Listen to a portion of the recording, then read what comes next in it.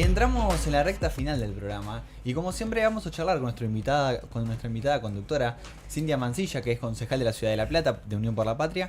Y recién te preguntaba, Cin, ¿cuándo comienza a sesionar el Consejo Deliberante de La Plata? Se hacen las aperturas de sesiones legislativas el jueves 6, con el discurso inicial del intendente de Julián Lac, así que vamos a estar compartiendo eso el jueves por la mañana. Luego tenemos extraordinaria el 13 de marzo, que es, la ordinaria, es la sesión en continuidad, y el 10 de marzo hay una sesión especial por el Día de la Mujer Trabajadora, por el 8 de marzo. Te quiero preguntar acerca de tu recorrido. ¿Cómo llegaste a ser concejal y a ser representante, ¿no?, de los platenses y las platenses? Bueno, bien. Mira, yo en realidad por la militancia, yo milito desde que soy muy chica, milité mucho en el territorio, nací en General Rodríguez, me vine a esta ciudad a estudiar en la Facu de Perio. Y me enamoré de la ciudad, me quedé también porque, bueno, formo parte de una organización que se llama Corriente Nuestra Patria, que veníamos construyendo muchísimo. En la universidad construimos ahí también en el movimiento estudiantil. ¿Es la Macetti en Perio? En la Macetti en Perio, sí, ahí la agrupación. Estoy ahí desde que ingresé, porque además ingresé y se funda la agrupación, entonces es como muy Macetti. Socia fundadora. Claro. Cintia, te voy a interrumpir para preguntarte, Sí. dijiste, arranqué a militar mucho. Bueno, estamos justo con un presidente que No salió de ningún lado. no salió de la militancia, pero Que aparte no que conocemos. estigmatiza el rol de Sí, la militancia y de la exactamente. política que sale como del territorio. Uno dice que no es una... O sea, cuando uno dice del territorio, es que no es de escritorio, ¿no? Sí. Si vos tuvieses que decirle a las personas que están del otro lado, en esas agrupaciones, en toda esa organización que ustedes empezaron a tejer o que a vos te acercó a la actividad política, ¿qué era lo que hacían? Contanos cómo se aproximaban a la comunidad por fuera de la facultad. Bueno, mira, el proceso de militancia, por lo menos en mi caso, o sea, tenía que ver con poder dar solución. O sea, yo empecé a militar desde muy chica, cuando tenía 14 años. Y la verdad es que era el post 90, 2000, 2002, 2004, que si bien se empezaba a recomponer en cierto sentido una confianza al sistema democrático, veníamos de un proceso en que no, los 90 fue fulminante, incluso para la militancia y para la democracia en sí, porque había un descreimiento muy grande respecto a las representaciones políticas. Incluso cuando yo empecé a militar, estaba ese resquemor respecto a la dirigencia, ¿no? Y también pasó en el proceso, cuando uno ve en términos históricos, cuando Néstor asume, había también una desconfianza muy grande respecto a qué iba a pasar con esa recomposición o no de las referencias políticas. Y la verdad es que uno llega a discutir y a querer discutir cargos de gestión en el Poder Legislativo cuando ves que hay herramientas que te faltan, ¿no? Y porque la militancia es mucho de compromiso, pero también de dar soluciones. Cuando vos estás en un barrio y de repente hay diferentes situaciones que no podés resolver y necesitas ese anclaje de una mirada de alguien que esté en los consejos deliberantes, en los cargos de gestión, en el Estado provincial, en el Estado nacional, bueno, te das cuenta que en ese proceso, por lo menos yo lo viví de esa manera, faltaba mucho de esa vista. A veces es muy técnico el trabajo que se hace en términos administrativos. Para mí suma mucho que haya una mirada política, una mirada de compromiso, una mirada de saber en qué condiciones estamos y qué cosas hay que cambiar. O sea, yo me acerco a la política desde ese lugar. Luego hicimos un recorrido muy grande, me sumo a diferentes espacios en la ciudad de La Plata.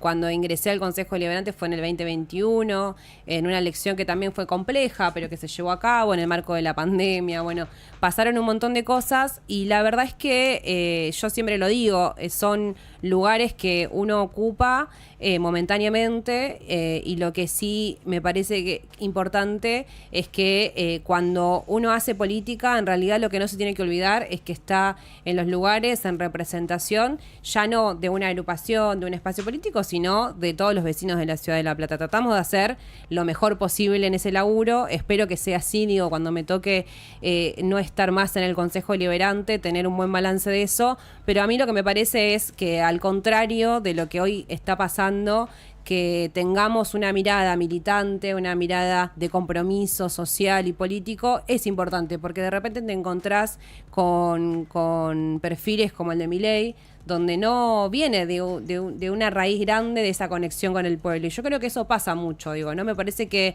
él en su situación hoy también tiene ese desprendimiento tan grande sobre los problemas que tenemos los argentinos, ¿no? Y creo que ahí hay un punto en donde hay que ponerle en valor esa militancia.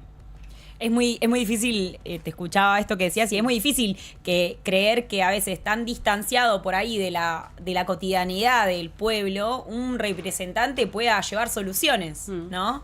Está bueno este rol como de la militancia y que aporta como la necesidad concreta de lo que pasa. Cintia, nos acabas de comentar que te metiste en el Consejo Deliberante en la pandemia, un año muy complicado, había otras necesidades. Esos cambios que hubo, bueno, a partir de la asunción de Milei, ¿se vio reflejada en el Consejo Deliberante? ¿Cuáles son hoy las responsabilidades que ustedes están teniendo, las demandas que están teniendo?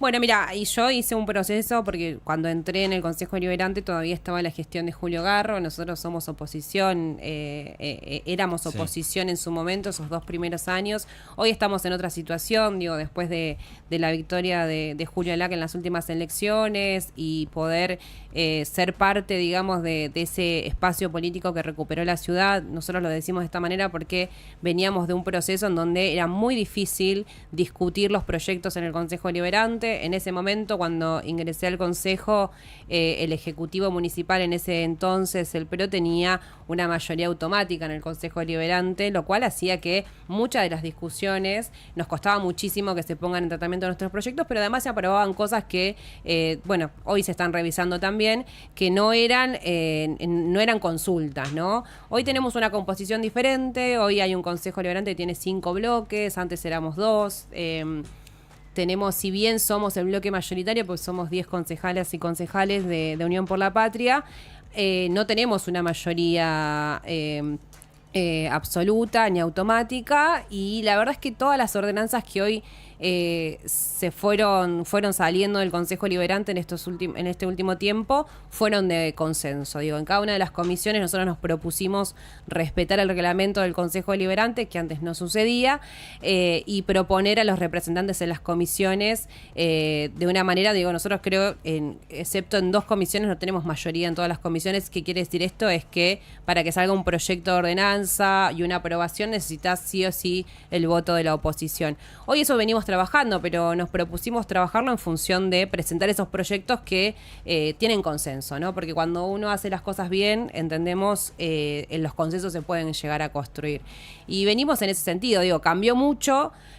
Hoy me toca a mí presidir la Comisión de Planeamiento, Urbanismo y Tierras en el Consejo Deliberante, así que venimos trabajando mucho respecto a la cuestión urbana, ¿no? A lo que nos pasó. Digo, tenemos, por un lado, un desorden generalizado, y es un poco lo que ya sabíamos que nos encontrábamos, porque veníamos siguiendo el tema, pero teníamos una problemática muy grande respecto a las rezonificaciones y los cambios al Código de Ordenamiento Urbano que se hicieron en los últimos años, y ordenar eso es un debate muy importante, hacerlo, porque sin esa discusión, ese ordenamiento, es muy complejo dar respuesta. Por ejemplo, en los barrios populares, hoy tenemos una ciudad que tiene una deuda urbana muy grande. ¿Qué quiero decir con esto? Hoy tenemos casi 200 barrios populares en la ciudad de La Plata, y tenemos una periferia que, en términos de justicia urbana, es el debe gigante. O sea, tenemos muchas calles que necesitan ser asfaltadas, tenemos que resolver los problemas de agua y cloacas. Digo, hay desafíos que tiene la gestión hoy el Ejecutivo que se está intentando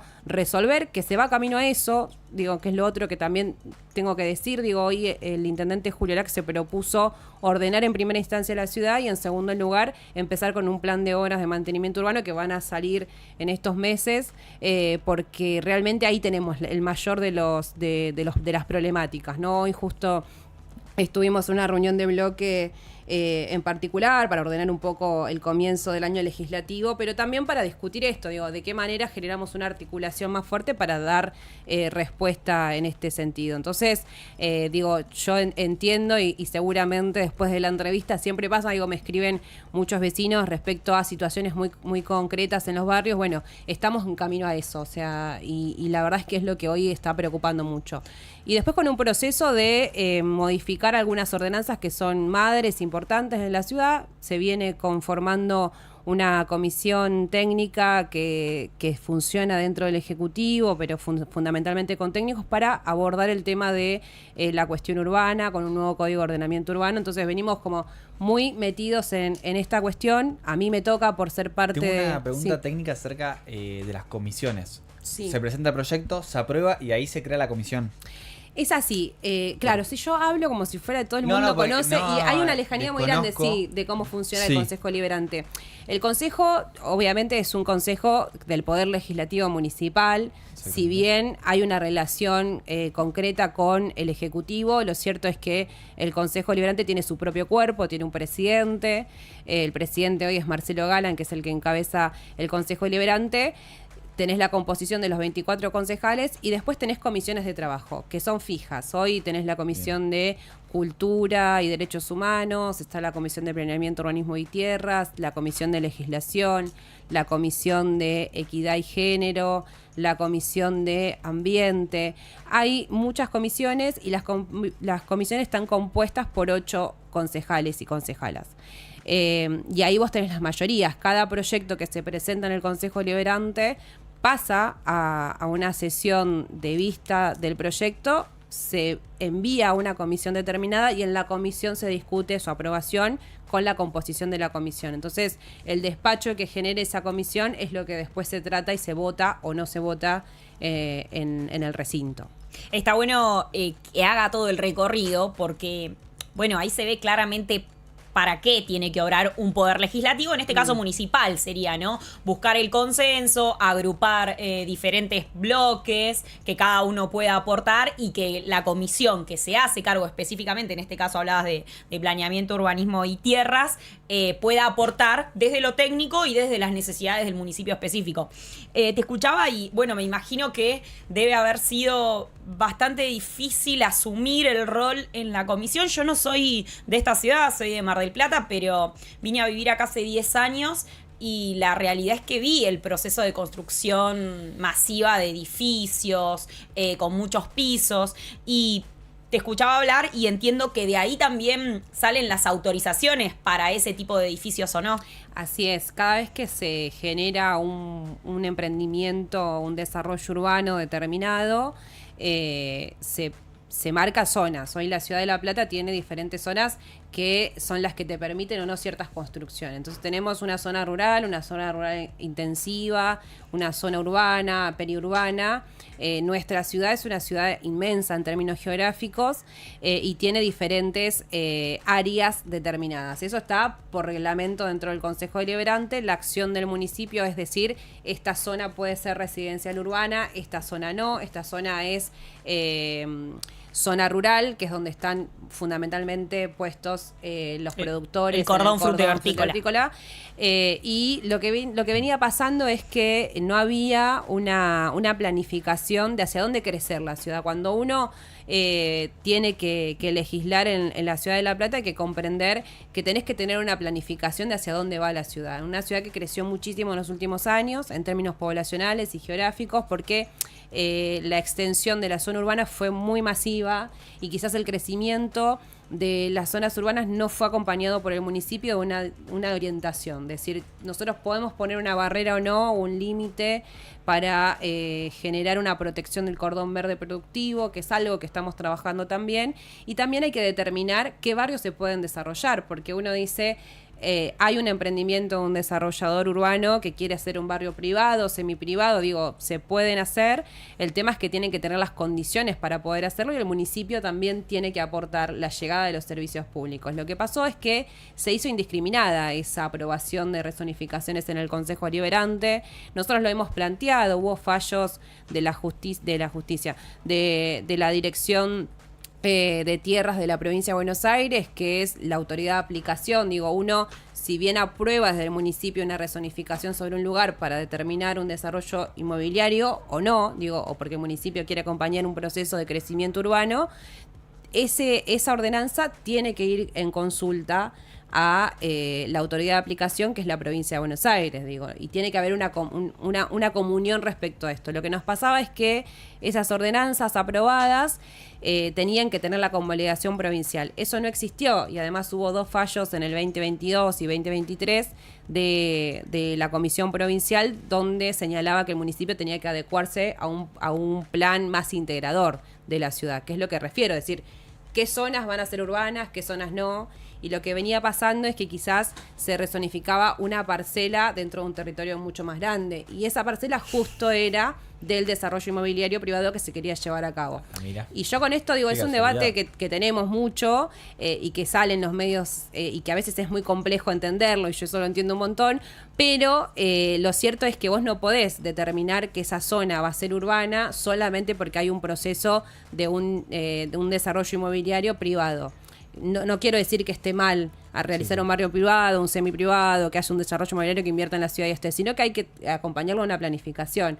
Entonces lo que terminaba pasando es que se aprobaron ordenanzas donde solamente se rezonificaba determinadas parcelas. Bueno, hoy eso tiene una consecuencia judicial, hoy hay una denuncia que digo, vos cuando encontrás una irregularidad necesariamente tenés que presentarlo a la justicia.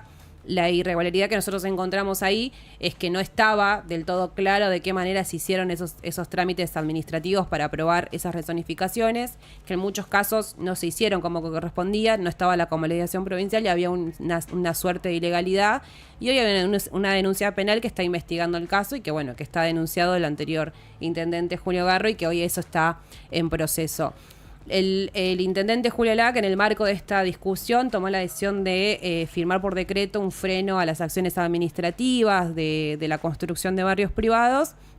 Ese decreto vence ahora en abril y se analizó una por una las ordenanzas que se planteaban las rezonificaciones. Estamos en ese proceso, digo, en el medio de una necesidad también de ordenar de qué manera el ingreso, digo, porque cada vez que el municipio hace la acción estatal y legislativa de determinar una zona urbana, a esos desarrolladores se le cobra un impuesto que es plusvalía urbanística, que por ley tiene que ir orientado a poder, por un lado, suplir las necesidades de otras barrios, zonas sí, en la ciudad de La Plata que necesitan de esa infraestructura urbana. Entonces es un monto de plata que entra al municipio con una orientación concreta a ir a cubrir esa necesidad de otros barrios. Digo, ¿esto por qué? Porque en algún momento hay que equilibrar el desarrollo que viene teniendo la ciudad. Y lo que nos viene pasando, bueno, es un poco la foto que tenemos hoy. Digo, que tenemos zonas de la ciudad que quizás tienen una llegada a tener ciertos servicios y una capacidad económica diferente, y después tenemos otras que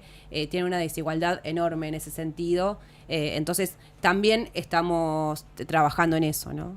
Bien. Te escuchaba con esto de la Sí. cuestión del proyecto privado. En Mar del Plata, por ejemplo, hace muy poquito abrió un coto, ser como por la ruta. Y vos sabés que no tienen mano, o sea, falta el acceso de la calle.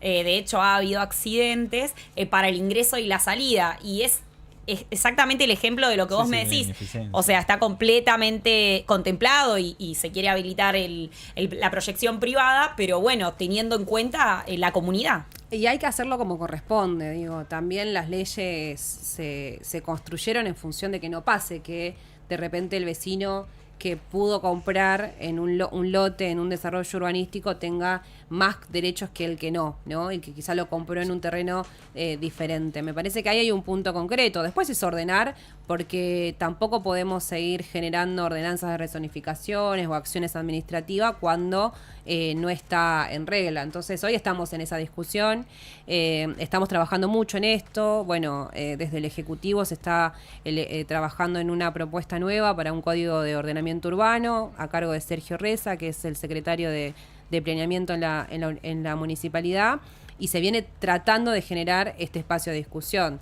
Después seguramente en los medios verán, digo, diferentes notas que apuntan a se regula la construcción y el ingreso de trabajo a la ciudad. La verdad es que no, la idea es ordenar para que funcione de la mejor manera, para darles garantías, no solamente a los vecinos de la ciudad de La Plata de que tenemos que hacer las cosas como corresponden, sino también a aquellos que compran de buena fe un lote en un desarrollo inmobiliario que quizás no está a todas las condiciones y que cuando tengan que poder convalidar ese título de propiedad va a ser un problema, ¿no? Estamos charlando con Cintia Mancilla, concejal de la Ciudad de La Plata por Unión por la Patria. Y antes de hacerte otra pregunta, Cintia, le quiero mandar un saludo a Alejo Vera, que está escuchando desde La Guardia. Así que Ale, que está trabajando, le mando un saludo enorme.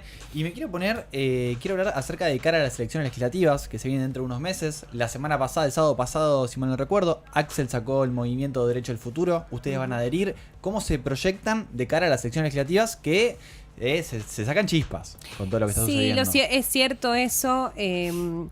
A ver, yo soy parte, digamos, de Patria y Futuro, además, que es un espacio que se fue conformando con otras organizaciones en la provincia de Buenos Aires y que estamos dentro del espacio de Axel en la provincia, articulando mucho con Carly Bianco, con diferentes compañeros y compañeras. La verdad es que la discusión del espacio tiene que ver con poder empezar a discutir de cara a lo que se viene, una alternativa política que tenga esperanza. Digo, nosotros entendíamos que veníamos de un balance y de un análisis, una reflexión que no fue de las mejores del gobierno anterior de nuestro espacio político, y entendíamos que la necesidad de empezar a reunirnos, a discutir ese programa, ese nivel de consenso de quién tiene que ser nuestro candidato, de qué manera se tiene que construir esa lista, por qué son determinados candidatos y nosotros. Bueno, nosotros veníamos trabajando en eso y vemos que en Axel hay una construcción política posible en este sentido. Digo, no solamente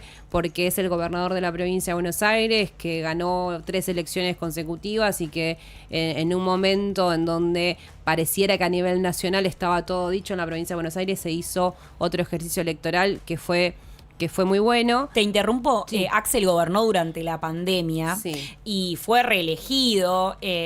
Y cuando los oficialismos en general, medio en nación y en provincia, tuvieron como sus complejidades, o sea, fue un gobernador validado de alguna manera. Sí, validado, y que además tuvo un consenso muy grande en la provincia de Buenos Aires. Nosotros decimos, bueno, eso claramente, pero después la apertura a discusiones que son fundamentales, estructurales, digo, en cuanto a la soberanía, en cuanto a tratar digo, quizás no fue en términos del tiempo político. Para muchos decían, bueno, es muy adelantado que salga a posicionarse en contra de una política de Milei, digo, ¿no? Cuando Milei empezó con un proceso de intentar privatizar, cuando se presenta el DNU que buscaba reformular el Estado en términos generales, cuando la ley de base se aprueba, fue uno de los que planteó las discusiones concretas que había que plantear, ¿no? Y había como una discusión muy grande en el espacio político, si era el tiempo, si no, si era muy adelantado o no, pero más allá de los tiempos electorales había que frenar un poco este discurso y este ataque muy grande que se está haciendo a nuestro pueblo y que nosotros lo vemos constantemente. Entonces, en esta idea de construir políticas desde la provincia de Buenos Aires, pero con una mirada nacional, de soberanía, en contraposición de un proyecto de país que es el que ya conocemos. Digo, Javier Milei para mí es nuevo en algunas cosas, pero es muy viejo, es de la política vieja en otras. Digo, cuando uno ve el proceso de los 90 y lo que pasó con el Estado en el corrimiento de no ejercer la responsabilidad que tiene de hacerse cargo de cumplir derechos, cuando se vendió parte, digamos, del patrimonio de los argentinos en las privatizaciones, bueno, hay un proceso similar que estamos viviendo y sobre eso hay que poder tomar posturas, hay que poder salir a construir una mirada de que no todo vale, ¿no? No todo es efímero, no todo es una foto, no todo es un hilo de tweet. Digo, hay discusiones que son más estructurales. Nosotros encontramos en Axel esa posibilidad de empezar a discutir, de empezar a tener otra práctica política dentro de nuestro espacio, que muchos balanceamos que no era la mejor, como veníamos trabajando, y que entendemos que ahí había que orientar una idea de esperanza en nuestro país cuando el proceso político marcaba otra cosa, y nos propusimos construir ese espacio. Después, como en todos lados, hay discusiones si era el momento, si no, y quiénes tienen que ser los candidatos, aunque no estaban propuestos sobre la mesa. Nosotros decimos, vamos a construir esto,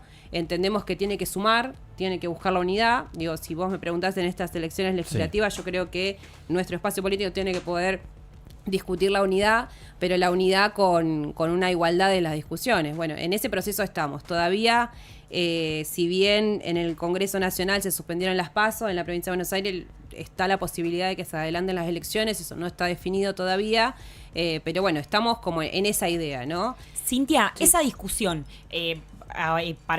no sé si para ir cerrando, pero quiero preguntarte esa discusión que se está dando adentro, en estas internas, tanto en el aspecto provincial como en el nacional. Bueno, está Cristina de un lado, Axel del otro. ¿Cómo crees que va a ser esa discusión de cara a la sociedad, ¿no? Porque estamos, como mencionábamos en el primer bloque del programa, en un momento muy convulsionado, con muchas necesidades. Yo incluso...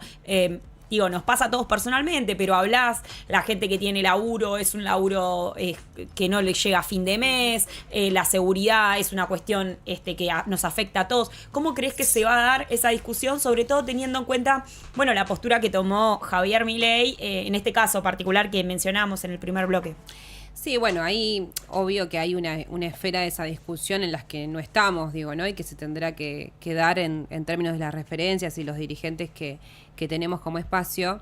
Yo soy de las que cree que en algún punto aburre el tema de la interna, entonces más allá de que estemos dentro de un espacio político y tengamos posiciones, porque siempre las tenés, porque claramente vas a discutir qué proyecto de país querés perseguir. Porque es saludable aparte, sí. O sea, esas discusiones son saludables. Y me parece que hay que bajarle un poco la espuma a eso, no sé, yo lo discutía con los compañeros en las mesas que hacíamos respecto a nuestro lugar, a qué íbamos a construir, por qué lanzar el documento del movimiento del derecho al futuro, por qué empezar a construir ese frente político que esté apoyando a Axel. Y nosotros, en realidad, más allá de discutir las figuras, lo que decimos es, tenemos hoy una gestión provincial, tenemos hoy un compañero que está dispuesto a dar esa pelea en términos políticos y que está bien en ese sentido. Entonces es imposible no apoyar al gobernador de la provincia de Buenos Aires en un momento donde está siendo tan atacado. Bueno, lo discutíamos recién respecto a estos temas y a la respuesta de Milei sobre lo que sucedió.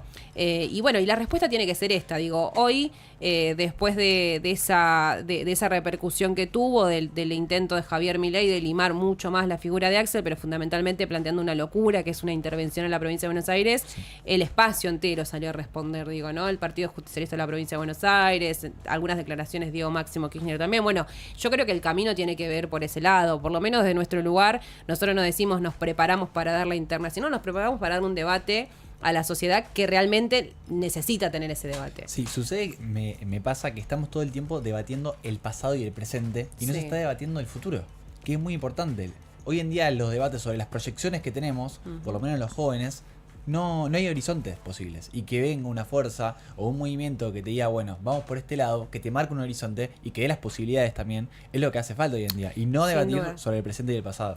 No, sin duda. Así que bueno, ahí cuando nosotros decimos hay que construir, en realidad construir la esperanza. Y no como consigna, sino realmente, bueno, a todos nos pasa. Y yo hablo mucho con muchos compañeros que quizás hoy y que son pibes y que no ven la posibilidad de tener una casa, lo ven muy lejano, de conseguir un laburo, de sostenerse, de la vida diaria. Entonces ahí es donde tenemos que salir sobre todas las cosas a dar respuesta. Después se va a acomodar, yo creo que se va a acomodar. Hay discusiones internas y políticas dentro de los espacios y eso es natural. Para mí realmente creo que lo importante está por otro lado. Lo importante es cómo generamos un freno a estas políticas nacionales que realmente están haciendo mucho mal. Cintia, agradecerte por compartir el programa. ¿La pasaste bien? ¿Te gustó? Re bien, gracias. Eugenia, ¿te gustó? La pasé muy bien, me gustó el programa, me encantó. ¿Te encantó el programa? Sí. Quiero hacer un repasito rápido porque la Ciudad de La Plata